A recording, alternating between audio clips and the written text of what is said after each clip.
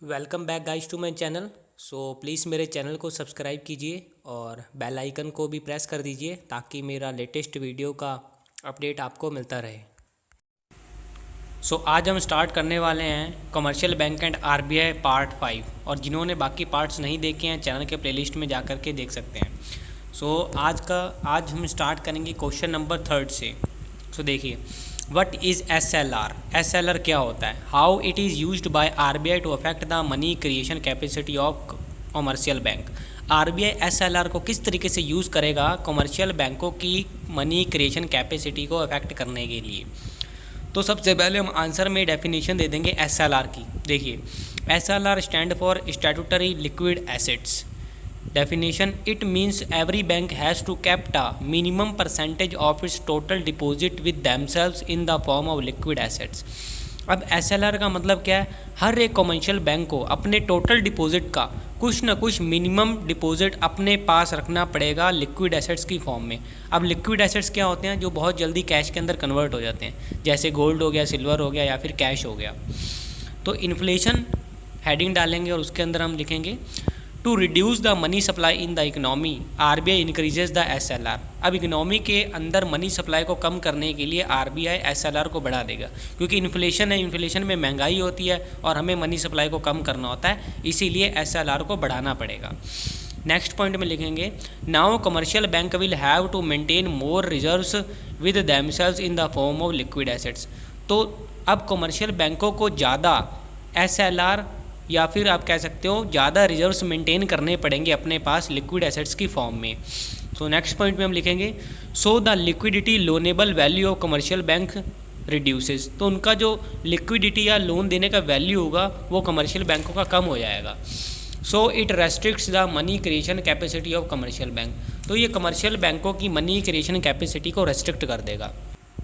तो अब हम SLR के अंदर डिफ्लेशन का आंसर डालेंगे। डिफ्लेशन मतलब मंदी का दौर, जब इकोनॉमी में मनी सप्लाई कम होता है तो यहाँ पे RBI को क्या करना पड़ेगा? मनी सप्लाई को बढ़ाना पड़ेगा। हम पहला पॉइंट लिखेंगे to increase the money supply in the economy RBI decreases SLR। अब इकोनॉमी के अंदर मनी सप्लाई को बढ़ाने के लिए RBI SLR को कम कर देगा। SLR कम हो गया। नेक्स्ट पॉइंट में क्या लिखेंगे? Now commercial bank have to maintain less reserves with themselves in the form of liquid assets. जब SLR ही कम कर दिया तो कमर्शियल बैंकों को अब कम रिजर्व्स मेंटेन करने पड़ेंगे अपने पास लिक्विड एसेट्स की फॉर्म में। ठीक है जी।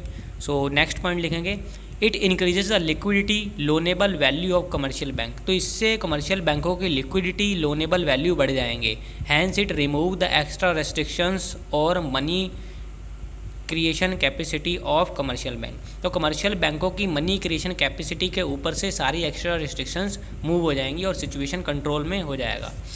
देखिए, हमने क्या पढ़ा? हमने SLR पढ़ा, इन्फ्लेशन और डिफ्लेशन के आंसर्स देखे।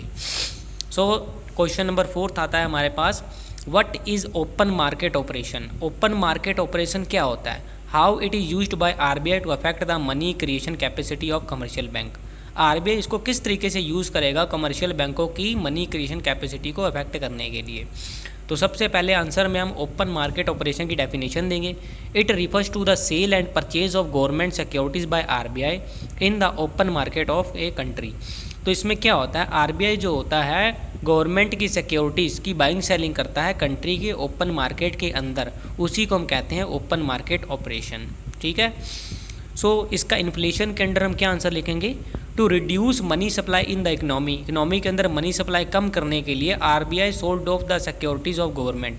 तो RBI जो है गवर्नमेंट की सिक्योरिटीज़ को बेचेगा। अगर इकनॉमी के अंदर हमें मनी सप्लाई को कम करना है तो RBI गवर्नमेंट की सिक्योरिटीज़ को बेचेगा। अब यहाँ पे बेचता ही क्यों है वो हम आगे जानते हैं नेक्स्ट पॉइंट में। The buyer will make payment by cheque. तो जब RBI जब सिक्योरिटी को बेचेगा तो जो बायर होगा, जो खरीदने वाला बंदा होगा, तो वो पेमेंट तो उसको करनी पड़ेगी ना चेक के द्वारा। जब वो पेमेंट कर देगा RBI को चेक के द्वारा तो मनी सप्लाई जो होगा इकोनॉमी के अंदर कम हो जाएगा, सर्कुलेशन कम हो जाएगा। सो नेक्स्ट पॉइंट में हम देखेंगे it reduces the deposit of commercial bank. तो जब चेक से पेमेंट हो जाएगा तो कमर्शियल बैंकों के डिपॉजिट फिर कम हो जाएंगे, वहाँ से पेमेंट निकल जाएगा।